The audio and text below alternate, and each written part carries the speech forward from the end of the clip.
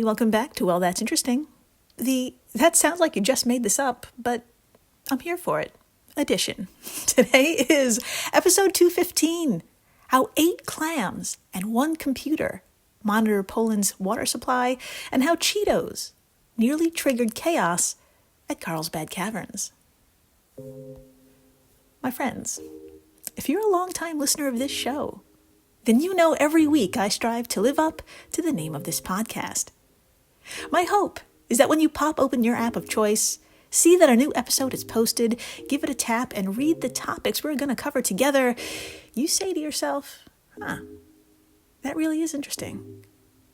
But most important of all, deep down, a part of you knows damn well that yes, the topics are interesting, so much so that they may even sound a bit concocted, but that the real, true, interesting part is past the surface.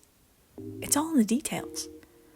And today, oh baby, let me tell you, today is going to be one of those days that reveals when you get into the details, life and death is on the line. The topics may sound like they're just fucking around, but buckle up. In the first half of the show, we are adding to our registry of clams. Yes, we spoke about the world's first war submarine, which some said looked more like a clam, but they called it a turtle, in episode 164. Then, in the monumental achievement of episode 200, we need to talk about Clamgate, and we need to talk about the deepest blue hole in the world so far. We spoke about the oldest individual animal ever discovered, and then inadvertently destroyed. Today, we are heading to Warsaw and the shores of the Vistula River, because here is one of the most unique water filtration plants on Earth. Every day, it pumps tens of millions of gallons out of the river and into the taps across Poland's capital. So I ask, what system would you design to ensure that an ecological disaster, a blundering contamination, or a targeted attack can be detected before any water reaches the mouths of citizens just going about their day? By the way, not only should this system detect something is wrong, but it has to shut down the pumping system and cut off the water supply. So what would you build? If you said, well, that's easy. All you got to do is collect a couple of clams from a nearby river or a reservoir, and you attach a coil with a magnet to their shell, run some of the Vistula River past them, and if they close up, as clams are filter feeders and they're always on the lookout for toxins and pathogens, then, bing, bang, boom, we shut off the plant. And no one dies today. If you thought that, well, then you must be one of the geniuses behind Gruba Kaska, a filtration plant whose name I will translate in a minute for those who don't speak Polish. This place has taken what's called biomonitoring to the next level. You know when you finally get to the airport and adorable NSA puppers give your crotch a good sniff? Well, a common example of biomonitoring are those dogs, combined with all the electronic scanners they put us through. Today, we're going to dive headfirst into the Vistula River. We're going to learn about these clams and how in the holy hell this system works and how well it works. And we will hear from the people who love their job protecting the people around them. My friends, this is so awesome that there's even a documentary about all of it, and I'll be playing a clip from it. It serves Eastern European documentary realness, and I can't wait to share it with you. Then after the break, we're leaving rivers for caves and Poland for the United States. Grab your finest headlamp. We are plugging deep into Carlsbad Caverns National Park in New Mexico. This spectacular natural wonder is home to North America's largest single cave chamber by volume, which means it's a big hole. And we know on this show that a big hole draws big crowds. 400,000 visitors line up to see what's aptly called the Big Room. My friends, this place is wild. It has its own sealed-off ecosystem and a food chain, and that The whole balance took millions of years to develop. It is fragile. So when you pair 500,000 visitors with the fragility of nature, this may or may not be surprising to hear, but sometimes someone fucks it up.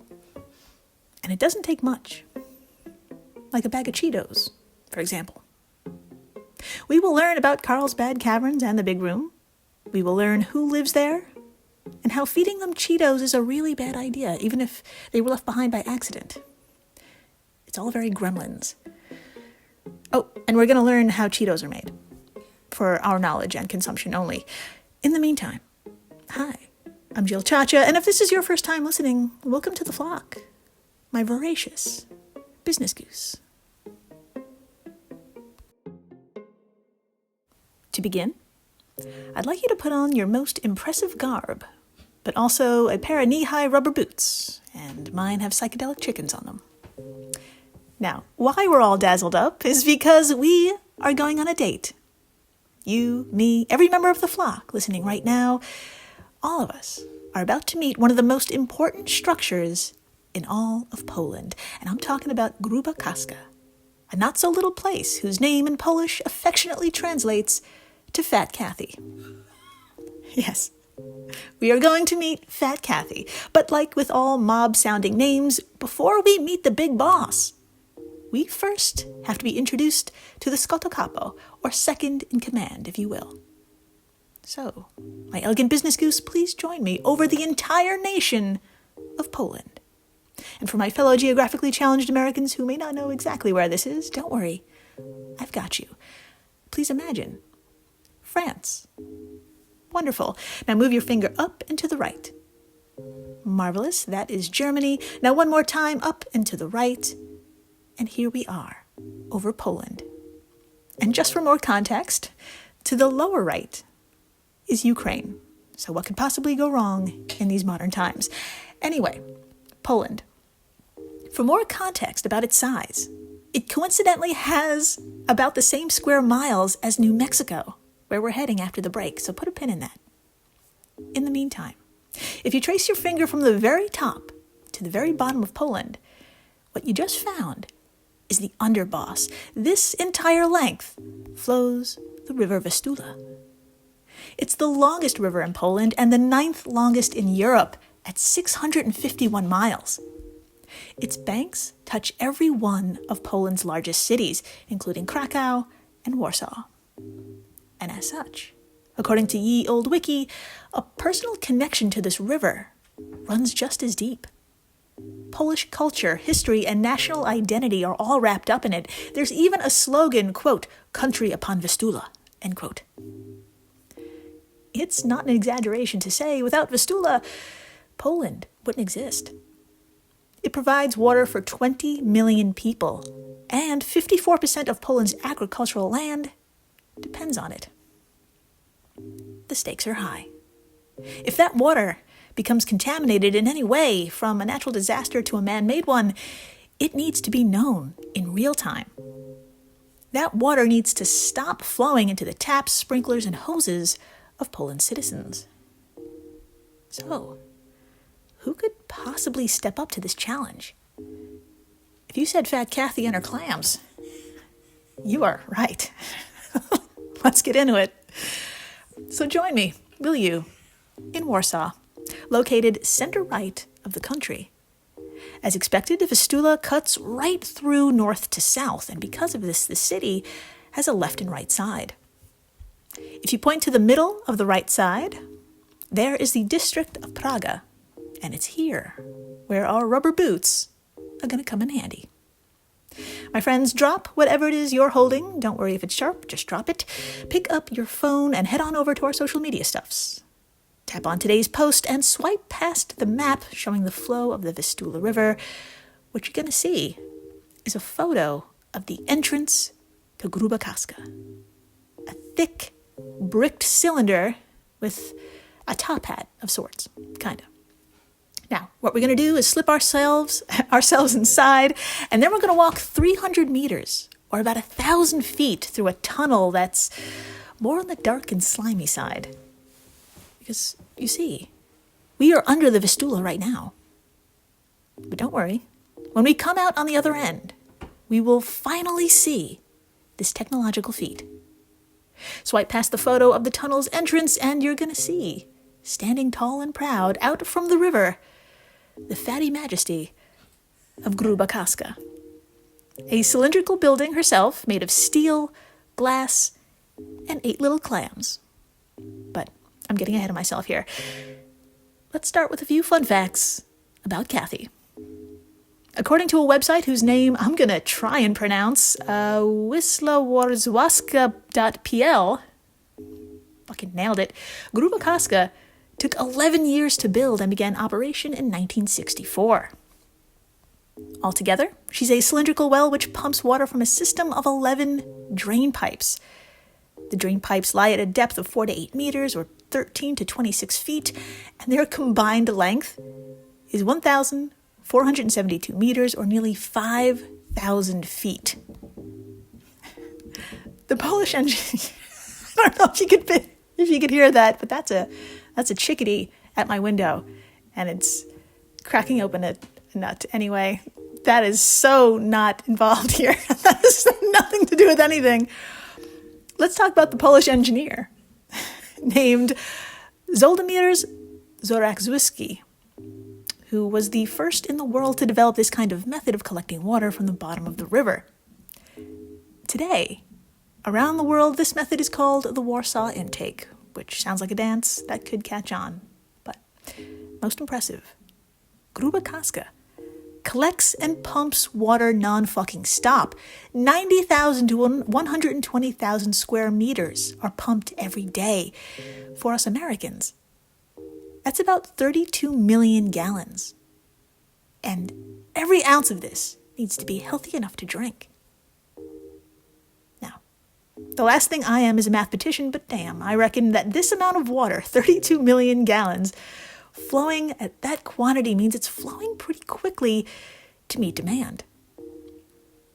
So at this point, you may be thinking, well, maybe we can perform tests that provide clear answers within minutes about the water's sanitation. And if we can, how many tests are we talking about here? Do we have to test for each contaminant individually? This seems kind of complicated. Great questions, my concerned business goose, and good news. I have answers, and you don't have to take it from me. Please drop whatever blunt object you're holding and pick up your phone.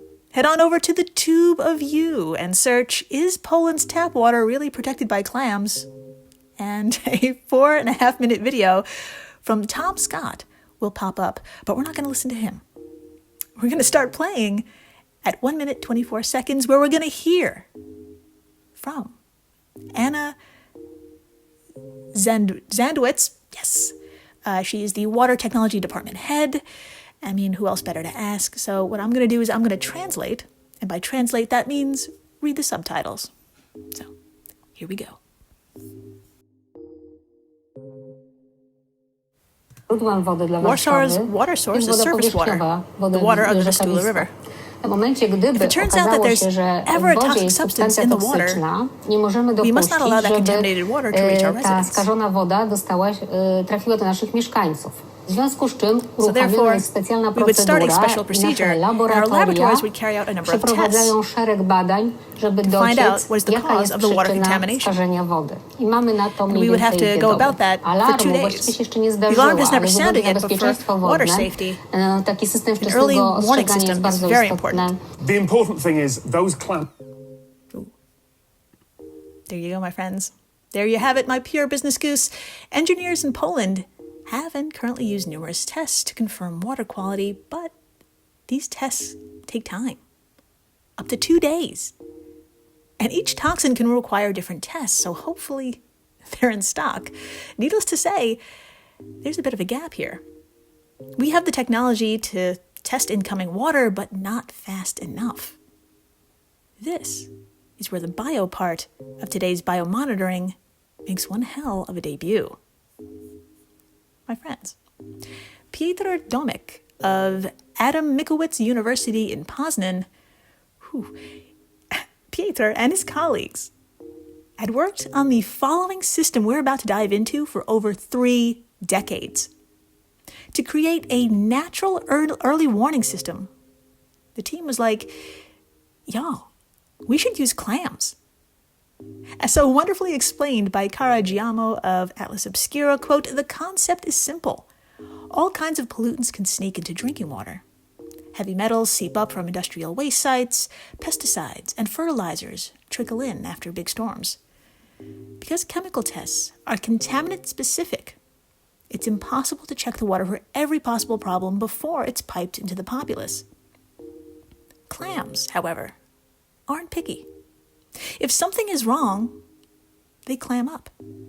Their broad sensitivity and predictable response have allowed engineers to build them into a straightforward quality control system which runs alongside other mollusk-free monitoring schemes. End quote. Yeah, my friends, clams and machinery work side by side to save lives. And you gotta see this to believe it. My bipedal business goose, head on over to our social media stuffs and tap on today's post to see one bivalve and its setup. I'll give you a sec. What you're going to see is your average-looking clam with some unorthodox headgear. A coil has been glued to the top of its shell, and at the end of the coil is a common magnet. And as you can see here, the clam is slightly open, and the magnet is like an inch or so away from a vertical magnetic sensor. Here is where the genius part of the biomonitoring all comes together. And to help clarify, let's hear from the Water Technology Department head of Fat Kathy. Let's head on back. And let's find out where these babies come from, how they are introduced to this lab, and how the science comes in. So once again, we're playing Is Poland's Tap Water Really Protected by Clams by Tom Scott. This time we are starting at 2 minutes, 20 seconds. I will have screenshots over at our social media stuffs if you are currently busy attaching a magnet to a clam and you can't watch right now. So here we go. And I shall translate/read.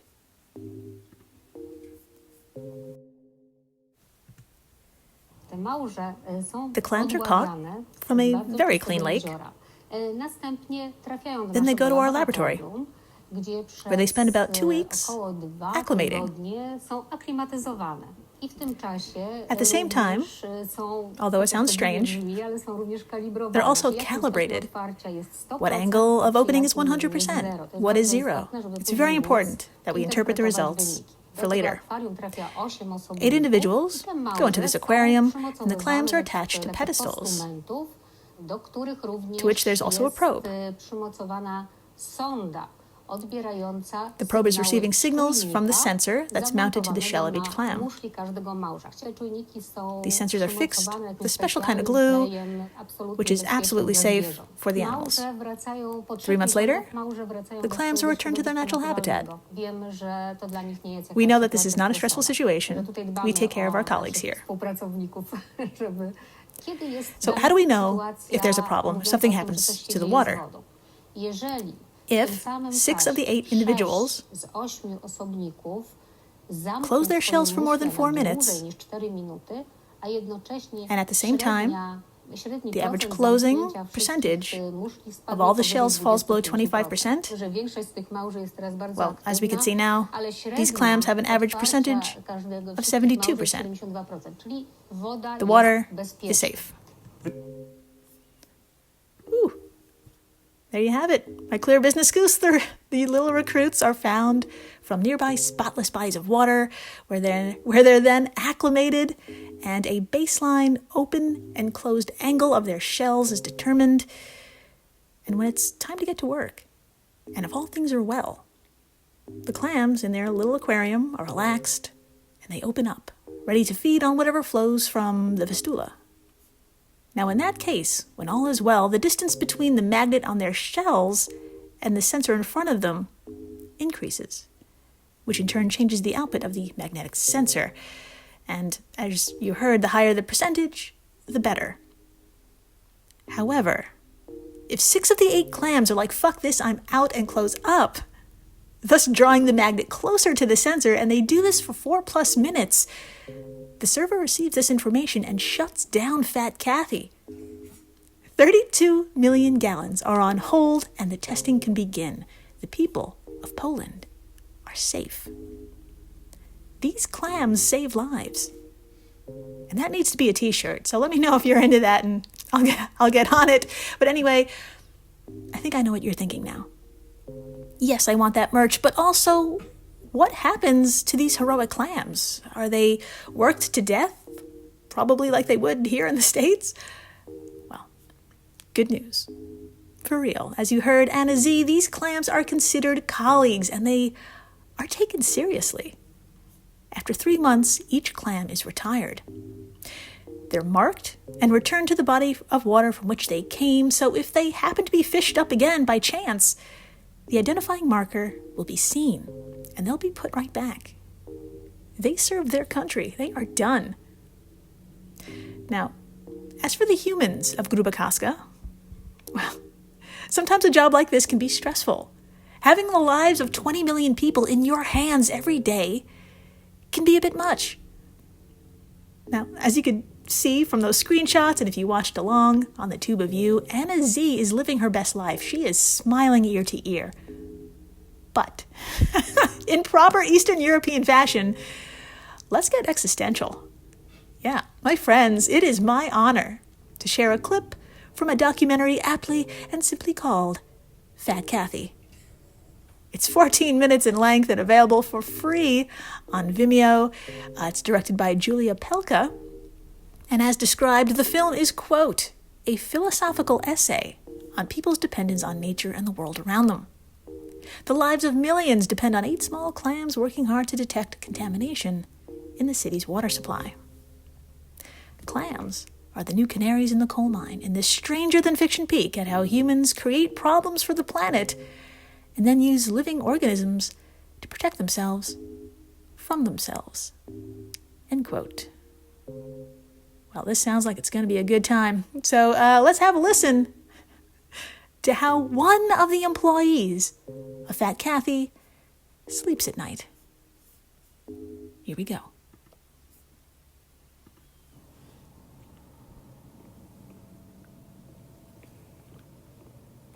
Mam sen, który się powtarza. I have a reoccurring nightmare. Woda zostaje zatruta, a The water gets poisoned, and the clams do not respond. Wiem, to tylko ja. I nie I am the only one who knows this, and there's nothing I can do. mogę się ruszyć. I cannot move. Nie mogę wydobyć z siebie. I cannot speak.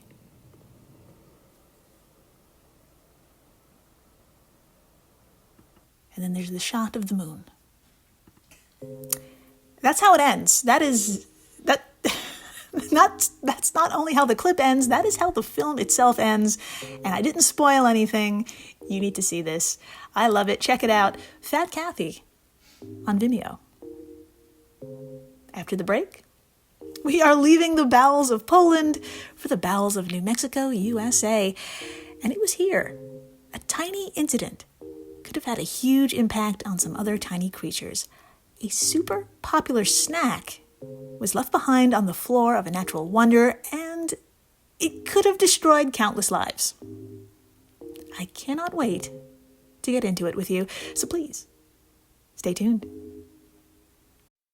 Ryan Reynolds here for, I guess, my 100th Mint commercial. No, don't. I mean, honestly, when I started this, I thought I only have to do like 4 of these. I mean, it's unlimited premium wireless for $15 a month. How are there still people paying 2 or 3 times that much? I'm sorry, I shouldn't be victim blaming here. Give it a try at mintmobile.com/save. Whenever you're ready. $45 upfront payment equivalent to $15 per month. New customers on first 3-month plan only. Taxes and fees extra. Speed slower above 40 gigabytes. See details. Whole Foods Market has Thanksgiving gatherings covered. First things first, reserve your no antibiotics ever fresh whole turkey today, starting at $2.99 a pound. Or go with their organic spiral cut bone-in ham, full of seared-in flavor. For sides, choose Whole Foods Market grab-and-go platters. Go even further and get your whole meal catered. Just order online by November 26th. Get Thanksgiving ready at Whole Foods Market. Terms apply. And we're back. We are so back. And my friends, I need to tell you the origin story of two legends and how, thanks to fate, their paths crossed and what it meant for humans and animals alike. Let's begin by having a good sit over what is now called New Mexico. And for my fellow geographically challenged Americans who may be wondering in which corner exactly of the United States this may be, don't worry, I've got you. Please, everyone, imagine California. Fantastic. Point to its very southern border and move your finger to the right. Perfect. That is what's now Arizona. Now, one more time, move a smidge to the right, and there you will find the upright rectangle-ish that is New Mexico. Now, I've been warming up the old time machine since the beginning of the show, and we're gonna hop right the fuck in.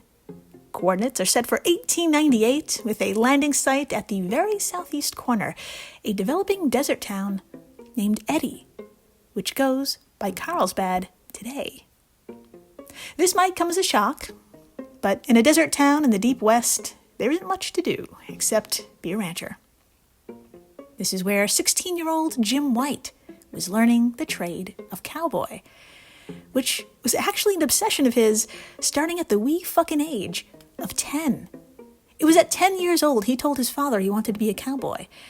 And because it's the 1890s, Dad shrugged and said, okay, and he took his 10-year-old son to the then Eddy, now Carlsbad, where he began his cowboy studies at the ranch of John and Dan Lucas. The story goes, as 16-year-old Jim White rode his horse through the Chihuahuan Desert looking for stray cattle with a fence-mending crew, Jim saw a plume of bats rising from the desert hills. Now, most people would perhaps admire this plume from a safe distance, but that wasn't Jim. He wanted to get up all in it. He tied his horse to a tree and followed this never-ending flow of creatures until he found himself, quote, gazing into the biggest and blackest hole I had ever seen, out of which the bats seemed literally to boil, end quote, from the wiki. Now, I think Jim would have loved this podcast, as we too have a thing for holes. So, like a proper member of the flock, Jim built a homemade ladder out of some of the fencing and fucking descended. If that sounds horrifying, it is. And I have a photo of this scene, so please drop whatever it is you are holding, be it a safely constructed ladder, and head on over to today's post. Swipe past all the photos of Kathy and her clams, and you shall see the exact ladder that Jim made and used to descend into what would officially become Carlsbad Caverns National Park in 1930. But meanwhile, my friends, that ladder is a thing of nightmares, but Jim, at the time, was just having a goddamn blast. Quote, it was the first cave I had ever seen. It was the first cave I was ever in, and the first stalagmites I had ever seen. But instinctively, I knew, for some intuitive reason, that there was no other scene like it in the world which could justly compare with my surroundings. End quote. From his wiki page. Wow. In such awe, before such ancient wonderment, Jim did what any 16-year-old would do. First, he etched his name and the date deep within the cave. The graffiti J. White 1898 was found 100 years later in the 1980s. And second, he rounded up some friends. Carrying food, water, fuel, and homemade torches, they began an exploration which lasted 3 days. During that time, the kids created a world of their own, naming each cavern they came across. And I have to be honest, the names could use more pizzazz, but here they are. There was the New Mexico room, the King's Palace, the Queen's Chamber, the Papoose room, there's a story behind that, and the Green Lake room, which I assume has a green lake. The creme de la creme, though, was the big room. And the big room isn't fucking around. To this day, it is the largest single chamber in North America and the 32nd largest in the world, which means we are number 32, baby. Long, literally hundreds of millions of years long, short. 250 million years ago, the area surrounding Carlsbad Caverns National Park served as the coastline for an inland sea. This means this desert was once covered in sea life and a reef. After the Permian period, you know the one, most of the water evaporated and eventually the land was thrusted upward thanks to hot tectonic action. Underneath it, though, Carlsbad Caverns National Park is situated on a bed of limestone. And underneath that, deep below the limestone, are petroleum reserves. This unique sandwich created the big room. Hydrogen sulfide from the petroleum deposits mixed with fresh groundwater to form sulfuric acid, which dissolved the limestone for millions of years into the staggering hole that we see now. It's what 400,000 people a year see after making reservations. Yeah, you gotta make reservations to enter the cavern. Despite the big room being almost 4,000 feet long, 625 feet wide, and 255 feet high, human interaction with this environment needs to be controlled and limited. Now, we're gonna pause and put a pin in this, because now I need to introduce our next legend, the Cheeto. Yes. My fellow Gen Xers and fellow millennials, I ask, do you remember Mark Summers? Stick with me here. Do you remember the Food Network and a show called Unwrapped? Okay, if you're struggling to recall, that's just age. And if you're too young to know what the fuck I'm talking about, well, there's no excuse.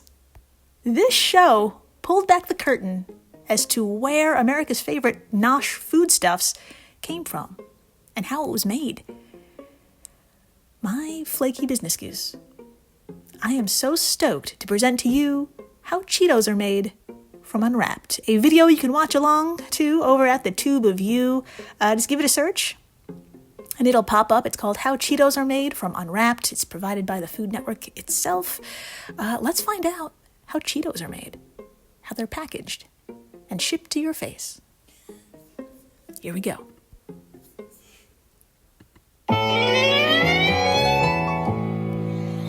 Welcome back to Unwrapped Gone Deep Fried. I'm Mark Summers. Cheetos, it's one of those snacks that gets its crunch from just a little hot oil treatment. But exactly how are these babies born? Well, we have the inside look. They're extra crispy and finger looking good. But we're not talking chicken, we're talking Cheetos. This snappy snack was introduced nationally in 1948 and soon became the king of the crunch. Now, we make about 4 million bags of Cheetos a day. That comes out to over 1 billion bags of Cheetos a year. Even though so many of us eat them, how many of us really know what a Cheeto is?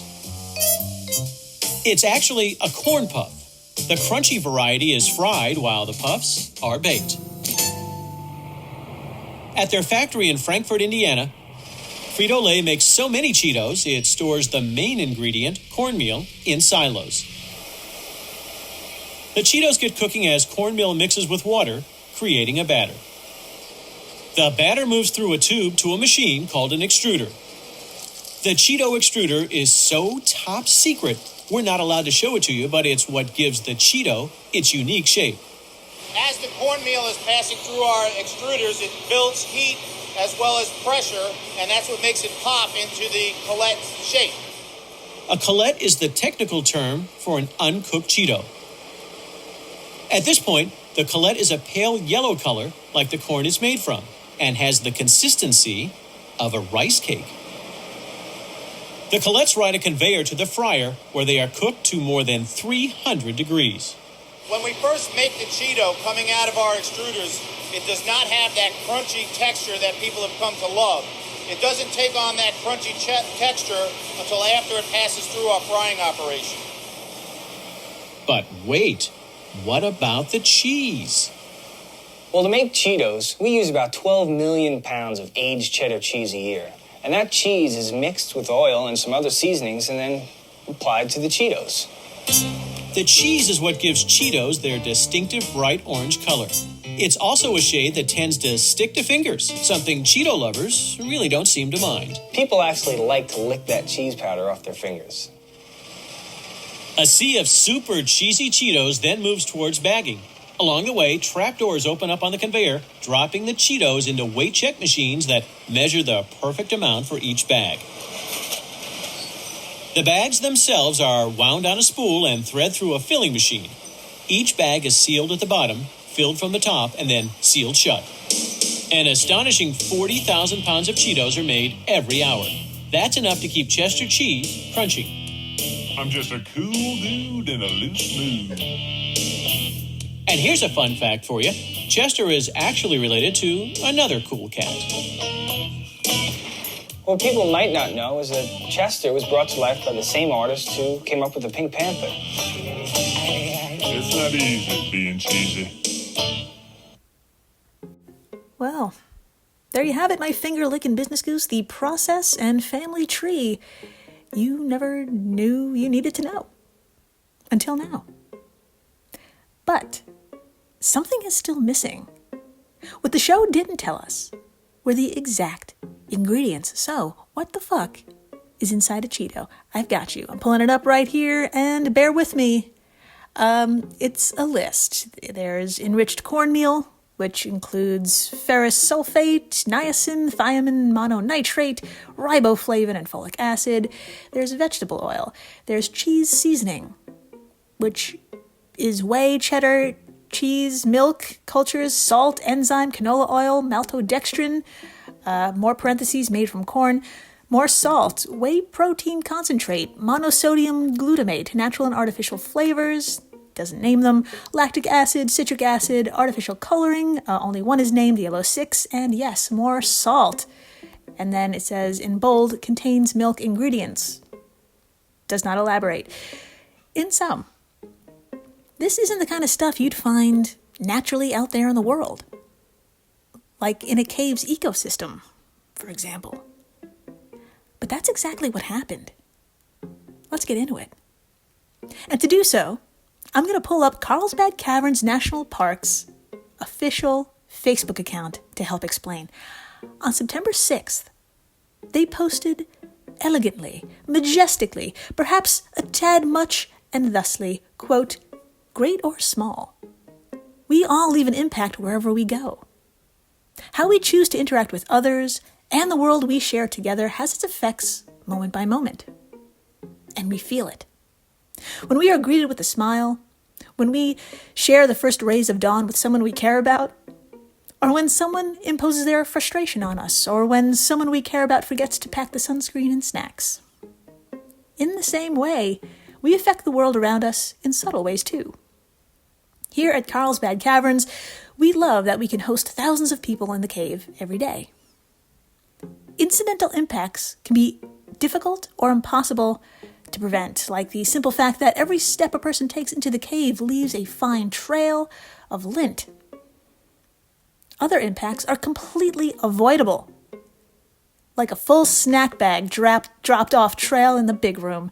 To the owner of the snack bag, the impact is likely incidental, but to the ecosystem of the cave, it had a huge impact. End quote. Well, holy fuck, Carlsbad Caverns PR team. You nailed this message. I feel like I'm in trouble and I live on the total other coast. I feel like shit, which means you did a great job. So yes, my innocent friends. A bag of Cheetos was found with its innards strewn about along the floor of the big room. And I have photographic evidence over at our social media stuff, so please go check it out. And I know what you're thinking. I can see the look on your face. It says, first, what a fucking scumbag littering like that. But honestly, what could happen? For real. I mean, I'd like to know. Well, I'm so glad you asked. Andrew Zhang of the Washington Post had the same question and reached out to Andy Baker, a professor of biological earth and environmental sciences at Australia's University of New South Wales, Sydney. In an email, Andy wrote, quote, one way to think about it is that caves are quite extreme places to survive in the scheme of things. There's no light, water can be limited, nutrients are in short supply. So the critters that live in caves have adapted to that specific environment. Add food of any kind and, well, that could disrupt the balance of the cave ecosystem. End quote. My popular business goose. Remember all those bats Jim saw, like way back in the day? 17 species of bat live in the park. In 2005, a daunting count took place which estimated their total numbers at nearly 800,000. 800,000 bats! They thrive here because they feed off cave crickets, mites, spiders, and flies, which are in the millions. And those creatures feed off the billions of creatures that we can't see. This cycle, this food chain, this dependence, these relationships took hundreds of thousands of years to perfect. And a bag of Cheetos is all it takes to fuck it up. Quote, "The processed corn, softened by the humidity of the cave, formed the perfect environment to host microbial life and fungi. Those cave crickets, mites, spiders, and flies soon organize into a temporary food web, dispersing the nutrients to the surrounding cave and formations. Molds spread higher up the nearby surfaces. They then fruit, die, and stink. And the cycle continues." End quote. From the Facebook page that is tired of your shit, Carlsbad Caverns National Park. So, yes, introduced microbial life and fungi are bad news. So, what did the Carlsbad team do to prevent catastrophe? Great question. They fucking jumped into action with a ferocity equal to that of the Post. Rangers spent 20 minutes carefully removing the foreign debris and molds from the cave surfaces, which is 20 minutes longer than it takes to put garbage where it belongs. You can do your part by leaving no trace and to help reduce the nearly 70 million tons of trash found in U.S. parks across the country. My friends, as the Carlsbad badass team finished their post, quote, "Great or small, we all leave an impact wherever we go. Let us all leave the world a better place than we found it." End quote. Wow. That's good fucking advice. And thank you for listening, rating, subscribing, telling your friends about clams. Get into real specific, almost unnecessary detail about clams and how they help save lives.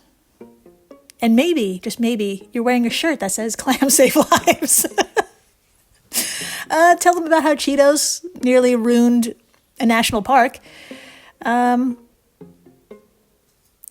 just, of course it did. And a Cheeto-filled sized thank you to the folks over at Airwave Media, the podcast network to which WTI belongs. If you love this show, and you do, you'll love the other podcasts in this family.